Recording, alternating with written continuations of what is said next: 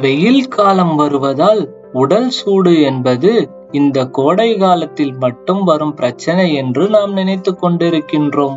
ஆனால் போதிய அளவு நீர்ச்சத்தும் உடலில் தட்பவெட்ப நிலையை சீராக வைத்திருக்கும் உணவு முறை வாழ்க்கை முறையை பின்பற்றாத போது எல்லா பருவத்திலும் உடல் சூடு பிரச்சனை உண்டாகும். இந்த உடல் சூட்டை சீராக்கி சரியான அளவில் பராமரிப்பதில் உணவுக்கு முக்கிய இடம் உண்டு. அப்படி உடல் சூட்டை தனித்து சமநிலையில் வைத்திருக்க உதவி செய்யும் உணவுகள் சிலவற்றை வாருங்கள் பார்க்கலாம். எப்பேற்பட்ட சூட்டு உடம்பையும் கூலாக்கிவிடும். குளிர்காலத்தில் வெளிப்புற தட்பவெட்ப நிலை மற்றும் குளிரை தாங்க இயற்கையாகவே நம்முடைய உடம்பு சூடாக மாறும். அதிக வெப்பநிலையை வெளிப்படுத்தும். அதனால் எப்பொழுதும் காலத்திற்கு ஏற்றவாறு சீராக உடலின் வெப்பநிலையை பராமரிப்பது மிகவும் அவசியம். ஹைப்பர்தெர்மியா, உடலின் வெப்பநிலை சீராக இல்லாத நிலையை ஹைப்பர்தெர்மியா என்று குறிப்பிடுவார்கள். இது பெரும்பாலும் சூரிய கதிர்வீச்சின் தாக்கம் அதிகமாக இருக்கும் பொழுதுதான் உண்டாகிறது. அதையடுத்து இந்த ஹைப்பர்தெர்மியா உண்டாவதற்கு மிக முக்கிய காரணமாக நீர்ச்சத்து குறைபாடு இருக்கிறது. இந்த நீர்ச்சத்து குறைபாடு வெயில் காலம் மட்டுமல்ல, உடலுக்கு போதிய தண்ணீர் குடிக்காத போதும் காற்றில் ஈரப்பதம் அதிகமாக இருப்பதாலும் கூட ஏற்படும். உடல் சூட்டை தணிப்பதில் முக்கியமான பங்கு தண்ணீருக்குத்தான் இருக்கிறது. சரியான உடல் வெப்பநிலையை பராமரிக்க சிறந்த வழி தொடர்ந்து ஹைட்ரேட் செய்வதாகும்.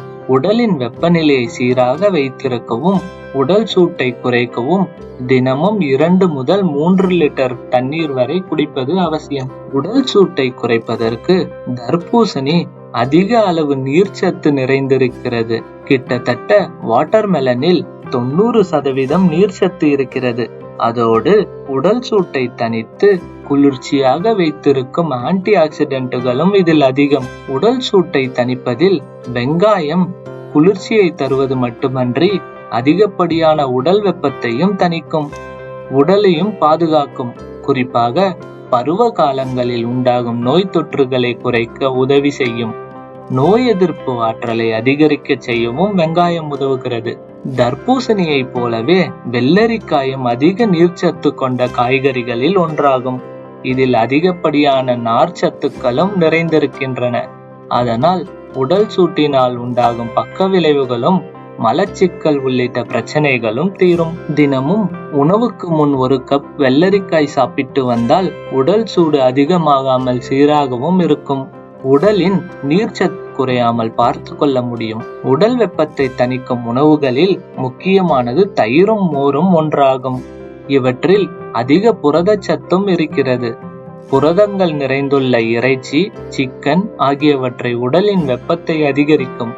அதற்கு பதிலாக தயிரில் அதிக புரதச்சத்தும் உள்ளது. இது உடல் சூட்டை தணிக்க மிகவும் உதவி செய்கிறது.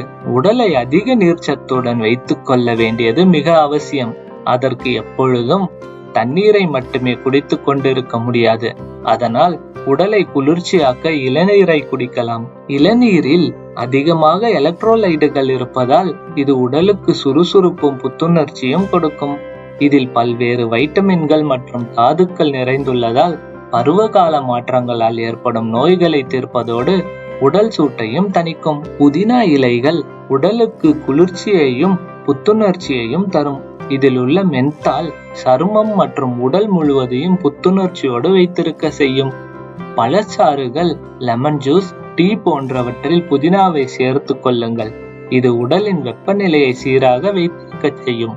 கற்றாழை என்றாலே அதிக ஆன்டி ஆக்சிடென்ட்டுகள் நிறைந்தது. உடலுக்கு குளிர்ச்சியை தரக்கூடியது என்று நமக்கு தெரியும்.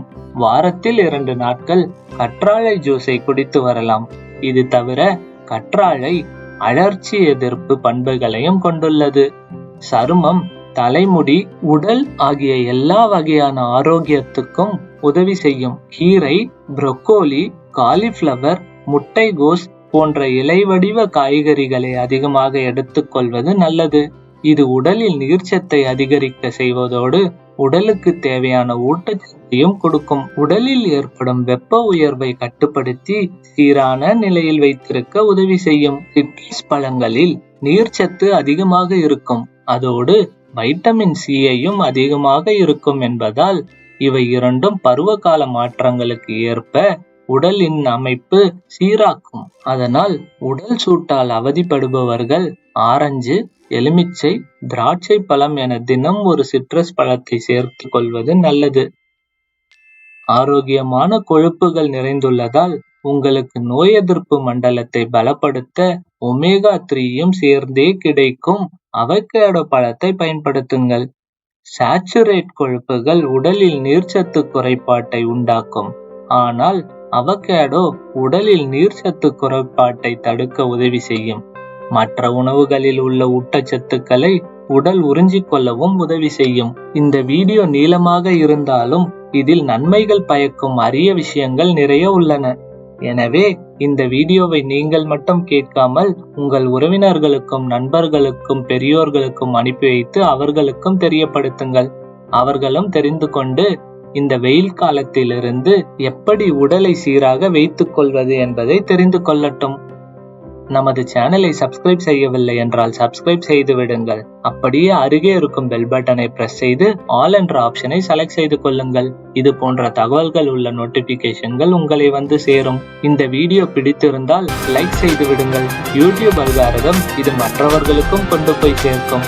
நன்றி, வணக்கம்.